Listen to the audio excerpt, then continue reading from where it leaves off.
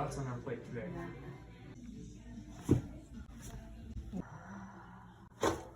Oh, that's wonderful.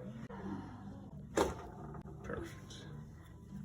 We did your right ilium, and the direction that it misaligned is called ASIN. ASIN iliums can cause pain on the inner part of the knee. If it goes the other direction, instead of up and in, it goes down and out, that can cause pain on the outside of the knee. We did the one that's currently matching up with your knee symptom, which is kind of cool. Now, let's just check it out. Need tenderness at all on there, on this side? Okay. Gotcha. I love that cooling sensation. Yeah.